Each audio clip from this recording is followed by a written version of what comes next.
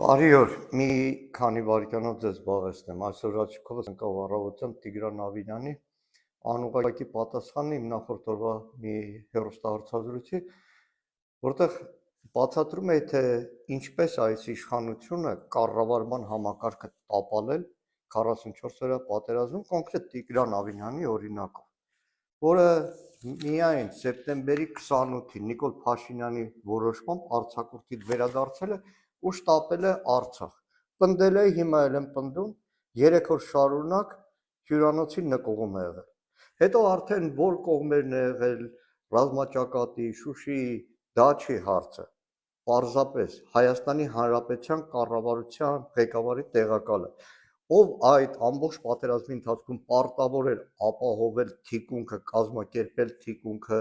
նյութատեխնիկական ապահովում, սննդի ապահովում իրականացրել, ավելի շատ տեսախցիկների առաջ Արցախում նկարվում էր, քան թե իր բուն գործով էր զբաղվում։ Թեև այսօր Տիգրան Ավինյանը չկմեղացել է, թե ռազմի դաշտում հացի բանի հարցերն է լուծում։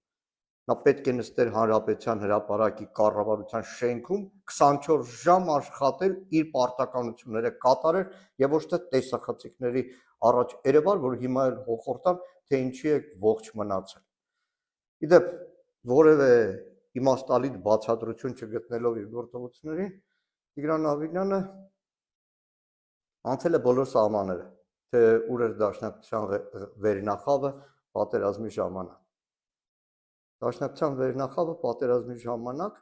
սեպտեմբեր 27-ի առավոտյան արդեն ժամը 8:30-ին կազմակերպական գործի մեջ էր։ Հարյուրավոր կամավորներ դաշնակցական արդեն շարված էին Արամ Մանուկյանի արձանի մոտ եւ արդեն գիշերը առաջնագծում էին։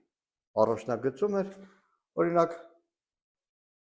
Գեգամ Մուշեղյան, Դաշնակցության Երևանի կառույցի ղեկավար, առաջնագծում էին Դաշնակցության Հայաստանի Գերագույն մարմնի անդամներ։ Հիմա օրինակ բյուրոյի անդամ բժիշկ Տարոն Տոնոյանը։ Դժվար է խոսել, դրա համար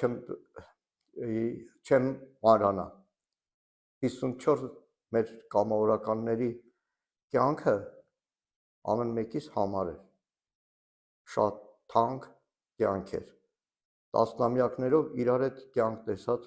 մեր ջուտը մհերը, բժիշկ Նորիկը ու բազմաթիվ այլ անուններ։ Իսկ մի օր գալու է, որ պարզվելու է Հայաստանի իշխանությունները ինչպես տապալեցին 44 օրյա պատերազմում իրական համահայաստանյան, համահայկական կազմակերպման մոբիլիզացիայի թիկունքը առաջնագիծ ապահովելու գործը։